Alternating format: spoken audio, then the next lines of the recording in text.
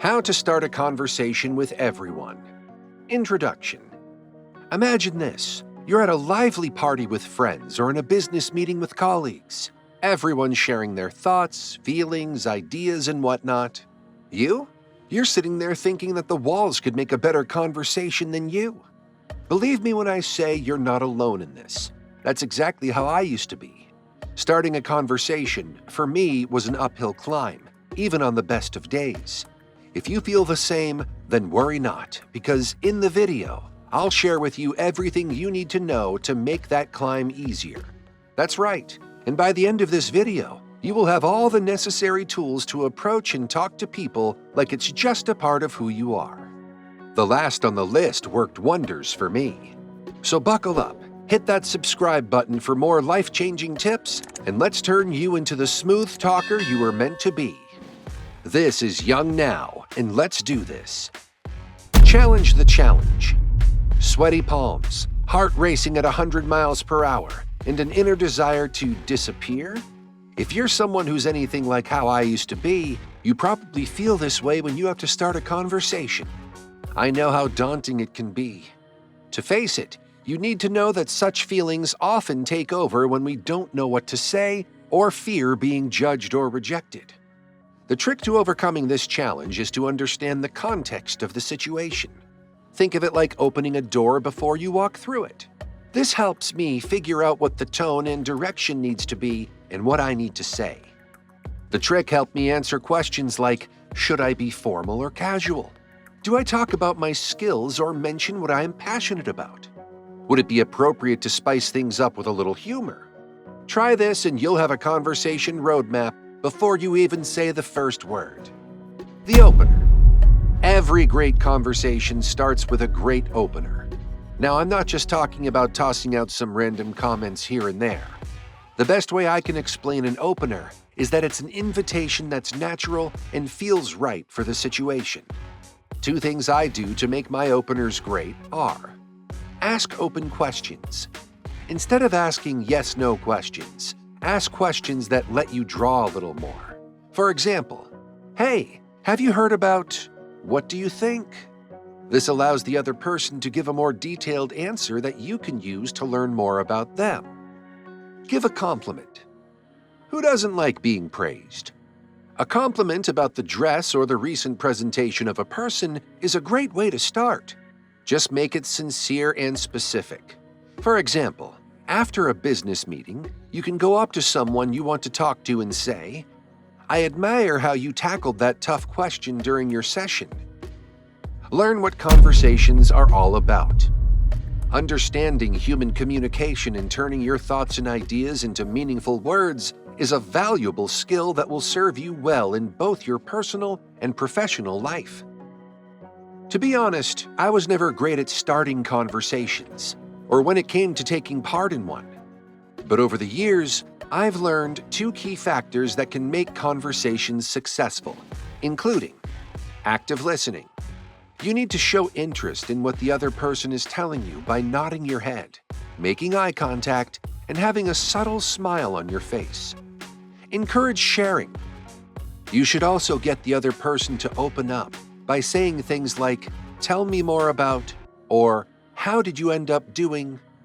You can use these factors as a starting point to build meaningful conversations with anyone. That's what I do. Body language.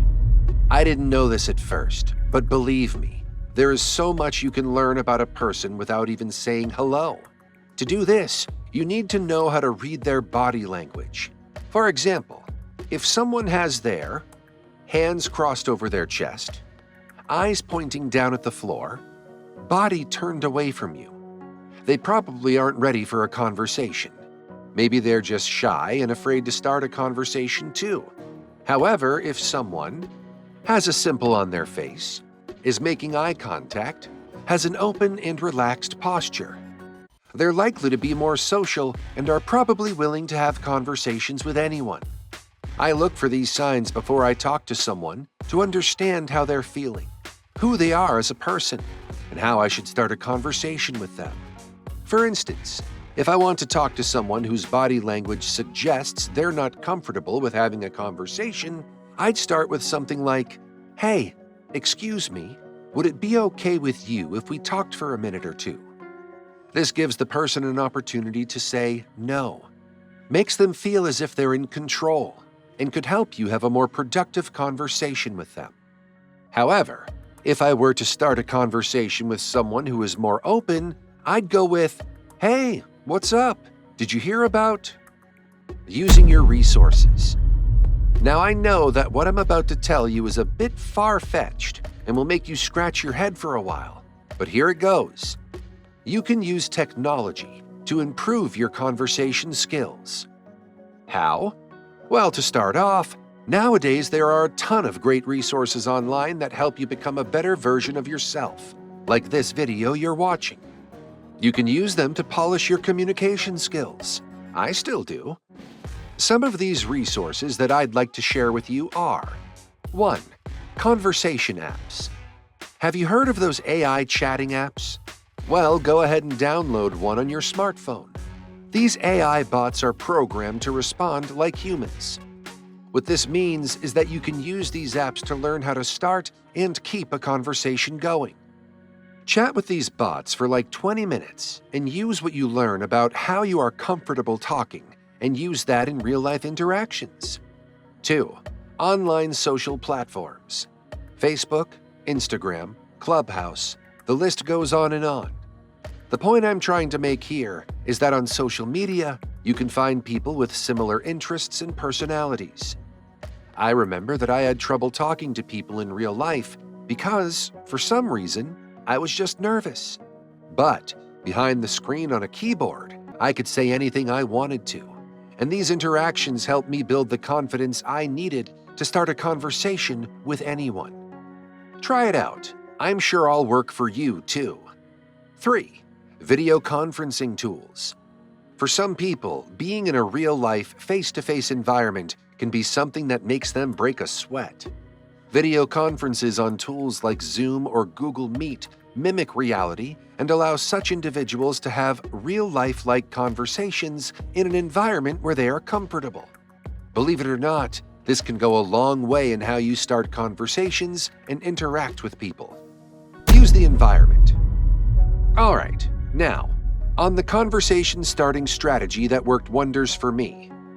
To start off, I'll let you know that when it comes to starting a conversation, the environment is your ally, or you can make it your ally at least. To start a conversation, there needs to be some sort of common ground between you and the other person. And what better option is there than the environment you're in? You can use it by commenting on different things. It could be the weather, the ambiance, an object, or something completely different. Just remember to keep your initial comments a bit generic so the other person agrees with you and you have something in common to talk about. And there you have it. These conversation opening strategies can help you tackle any social situation with confidence. Remember, mastering the art of conversation is something that takes time and effort, but opens up new opportunities in your personal and professional life. YoungNow fam, let us know how you're going to start your next conversations and if you liked this video. Don't forget to subscribe to our channel for more amazing content like videos on how to become a great leader. Thanks for watching. If I may, I'd like to pose an interesting question. Are all human beings truly equal? These days, everywhere you go, there's talk about the fight for equality. As a wise man once said, heaven does not create one person above or below another. People like to throw his words around. That's not the whole quote. He goes on to say that while we are all equal at birth, pretty soon things begin to change. Academic effort is what sets some people apart to rise above the others. At any rate, humans change over time based on their actions. Truth be told, at the end of the day, equality is just a fantasy. And most of us go through life denying the fact that we live in a meritocracy.